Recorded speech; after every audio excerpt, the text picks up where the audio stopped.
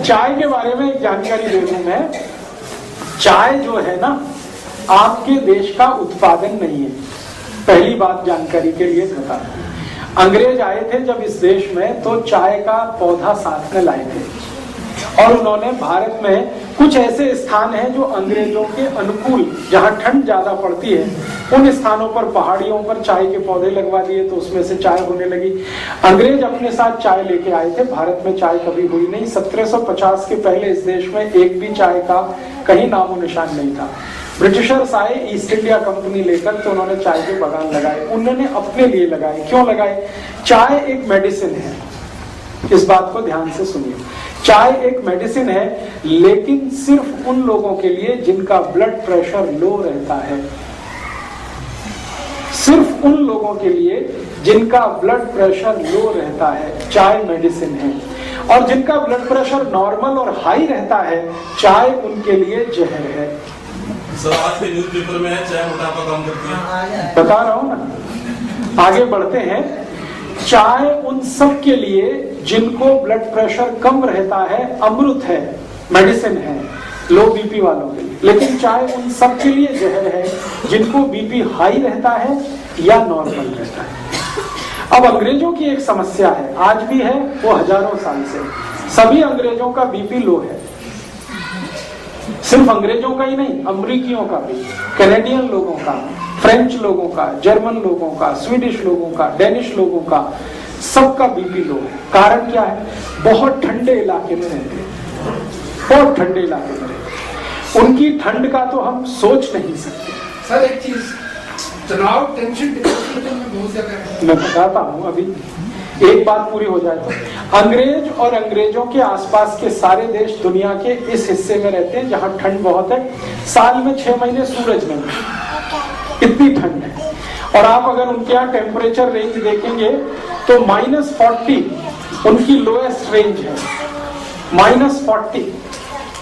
ऋणात्मक रूप से शून्य से भी नीचे 40 डिग्री, शून्य से भी नीचे 30 degree, 20 degree, 22 degree, 25 degree, 15 degree, ये टेम्परेचर उनके यहाँ 6 महीने रहता है। सूरज निकलता नहीं, 6 महीने धुंध ही धुंध रहती है आसमान में। ये इनकी सबसे बड़ी तकलीफ है, अंग्रेजों की और अंग्रेजों के आसपास के देशों। ज्यादा ठंडे इलाके में कोई भी रहेगा उसका बीपी लो हो जाएगा। आप भी करके देख लें, मैंने किया एक बार मैंने ये एक्सपेरिमेंट अपने ऊपर किया। बर्फ मंगाया मैंने, वो बर्फ की सिल्ली आती है ना, वो मंगाई, और चारों तरफ सिल्ली लगा के अंदर में लेट गया। लेटने से पहले मैंने मेरा बीपी चेक कर लिया और लेट गया। 3 मिनट के बाद ही मेरा बीपी लो होना शुरू हो गया। 3 मिनट से 6 मिनट में इतना लो हो गया कि मेरी दम निकल जाए ऐसी हालत हो गई। 8-10 मिनट में ही मुझे बर्फ से बाहर आना पड़ा। फिर बीपी चेक किया, मैं कल्पना नहीं कर सकता इतना लो था, इतना लो था। फिर मेरे समझ में आ गया कि मेरे से ज्यादा बेचारे तो अंग्रेज हैं जो बर्फ की सिल्लियों में 6 महीने रहते हैं। चारों तरफ बर्फ रहती है, छत पे बर्फ रहती है, सड़क पे बर्फ रहती है, इधर बर्फ रहती है, उधर बर्फ रहती है। इतनी बर्फ होती है कि गाड़ियां बर्फ में दब जाती हैं। फिर उनको स्पेशल अभियान चलाना पड़ता है बर्फ को तोड़ने का। सारी सरकारों का बड़ा बजट तो बर्फ तोड़ने में खर्च होता है, कनाडा, अमेरिका वगैरह। तो वो लोग सच में बर्फ में ज्यादा रहते हैं, ठंड बहुत है, ब्लड प्रेशर बहुत लो होता है। अब तुरंत ब्लड को स्टिमुलेंट चाहिए। अगर बीपी लो हो गया, इतनी ठंड पड़ गई, स्टिमुलेंट चाहिए तुरंत बीपी बढ़ाने के लिए, तो चाय उसमें सबसे अच्छी है। दूसरे नंबर पे कॉफी। तो चाय और कॉफी उन सबके लिए बहुत अच्छी है जो ठंड वाले इलाके में रहते हैं। और भारत के ऐसे कई इलाके हैं जहां बहुत ठंड पड़ती है। अगर मैं जम्मू कश्मीर में जाकर ये व्याख्यान दूंगा तो लोगों से कहूंगा चाय पियो, कॉफी भी पियो, क्योंकि उनके लिए वो मेडिसिन है।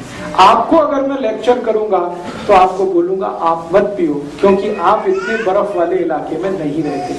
आपके यहाँ थोड़ी ठंडी है, वो भी साल में 10-15 दिन की है। वो 10-15 दिन तब होते हैं जब कोहरा बहुत पड़ता है, हाथ पैर आपके गलने लगते हैं, टेम्परेचर -0 या 0 के नीचे आ जाता। तब आपके यहाँ शायद 2-4 दिन 5 दिन ऐसे आते हैं कि आप चाय P low, coffee P low, क्योंकि उस समय बीपी बहुत लो है।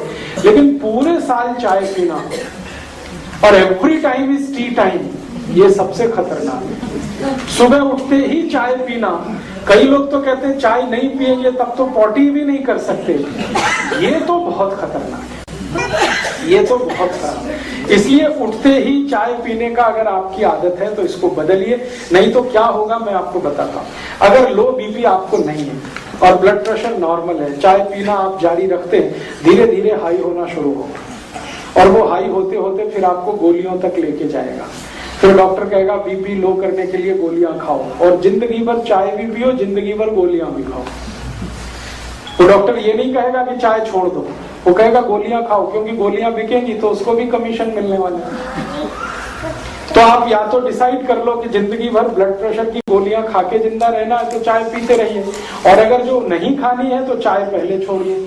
दूसरी एक जानकारी और दूं कि आपका पेट बहुत अम्लीय होता है, आप जानते हैं, क्योंकि हम गर्म देश में रहने वाले लोगों का जो पेट है वो नॉर्मल एसिडिटी से थोड़ा ऊपर रहता है। ठंड वाले लोगों का नॉर्मल एसिडिटी से भी बहुत नीचे रहता है, माने उनका जो ब्लड है उसकी एसिडिटी अगर हम नापें यूरोप और अमेरिका के लोगों की और हमारे ब्लड की एसिडिटी नापें, दोनों में अंतर है। अगर हम पीएच स्केल को जानते हैं तो हमारा ब्लड जो है ना वो 7.5 के आसपास, 7.4, 7.3, कभी कभी 7.2, कभी 6.8 तक चला जाता है एसिडिटी में। लेकिन यूरोप और अमेरिका में तो +8 और 8 के आगे रहता है। तो उनका ब्लड जो है ना थोड़ा सा एल्कलाइन है यूरोपियन लोगों का, और चाय एसिडिक है। तो एल्कलाइन ब्लड को थोड़ा एसिडिक करने में चाय उनको मदद करती है, इसलिए उनके लिए वो मेडिसिन है।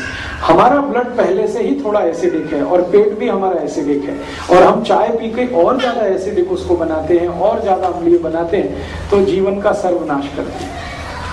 इसलिए चाय आपके लिए नहीं है।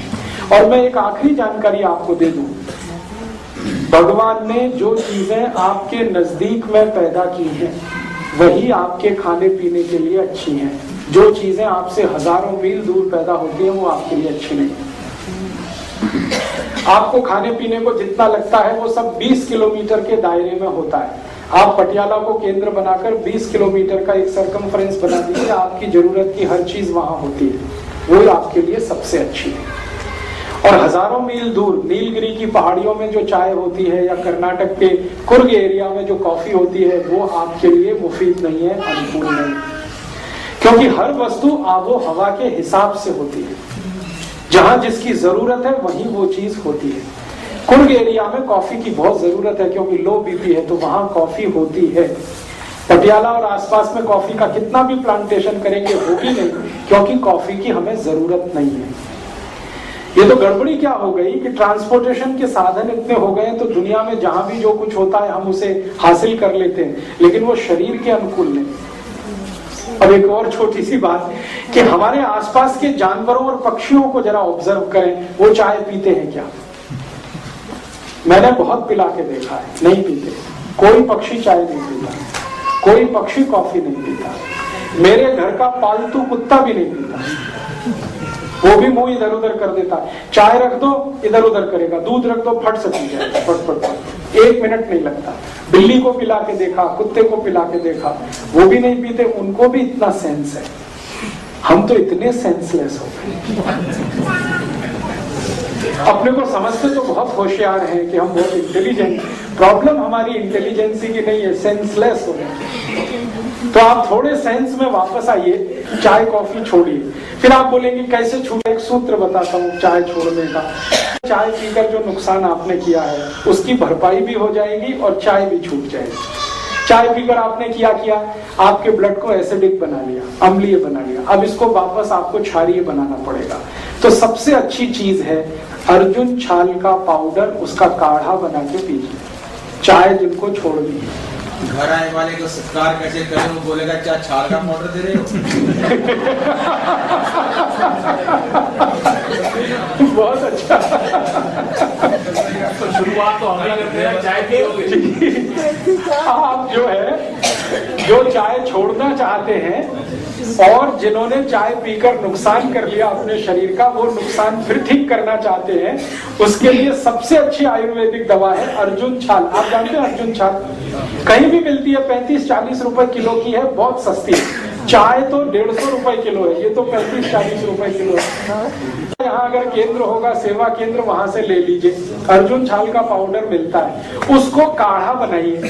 काढ़ा बनाना आप सब जानते हैं, पानी में डाल के उबाल दीजिए, थोड़ा उसमें चाहे तो शक्कर मिला दीजिए, गुड़ मिला दीजिए, बहुत अच्छा तैयार होता है। टेस्ट उसका चाय का ही जैसा है और रंग भी चाय के जैसा है। उसमें दूध भी डाल सकते हैं, गुड़ या चीनी जो भी डाल के, और उसको पी लीजिए लगातार।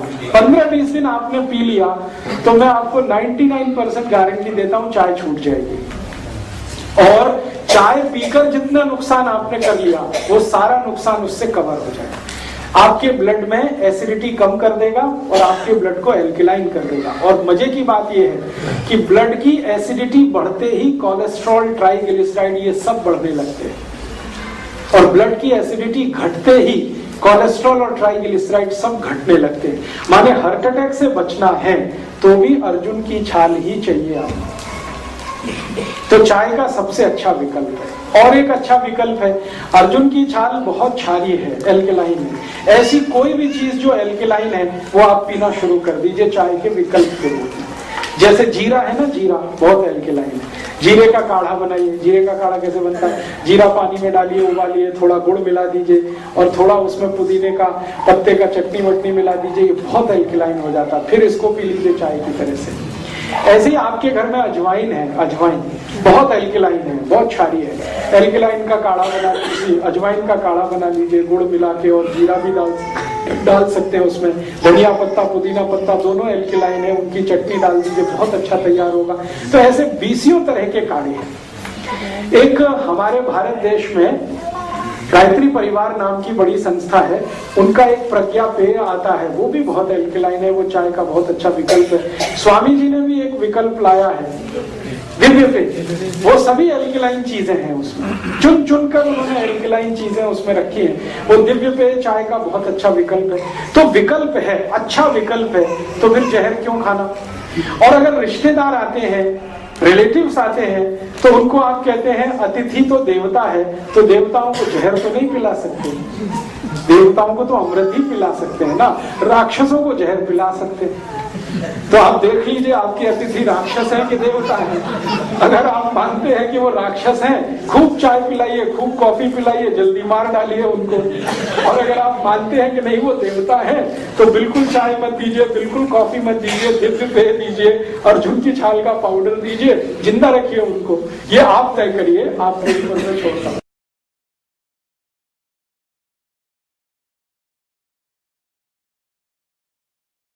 तो हम सवेरे ही सवेरे करते हैं जिसमें देश का 70,000 करोड़ रुपए खर्च हो जाता है, फालतू का है बिल्कुल।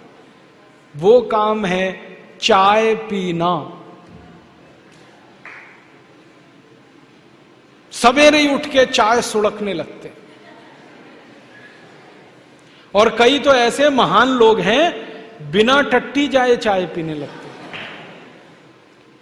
वो तो मुझे कहते हैं कि चाय पियो नहीं तो टट्टी भी नहीं उतरती, संडास नहीं जा सकते, इसलिए चाय पहले पीते हैं। उनको बेड टी चाहिए, बिस्तर पे चाय चाहिए। और इसमें खर्चा कितना होता है? 1 किलो चाय 150 रुपए की है। हर साल भारत के लोग 70 करोड़ किलोग्राम चाय पी जाते हैं। सोचो कितना पैसा खर्च करते फालतू में। और ये फालतू इसलिए भी है कि चाय पी पी के अपना शरीर खराब होता है। ज्यादा चाय पियोगे नशा हो जाएगा। नशा पता है किस बात का? रोज चाय पीनी पड़ेगी, एक दिन ना पिए तो सिर में दर्द हो जाएगा। बहुत लोग मुझे कहते हैं एक दिन भी चाय ना मिले तो सिर घूमने लगता है। तो ऐसा नशा किस काम का? और दूसरी समस्या, चाय पियो तो पेट खराब। चाय से पेट खराब पता है कैसे होता है? चाय में कुछ केमिकल हैं। एक केमिकल है उसका नाम है कैफीन, दूसरा है निकोटिन, तीसरा है टैनिन।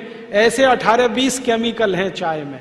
ये सब पेट में जाके अम्लता बढ़ाते हैं। अम्लता समझते हैं? एसिडिटी।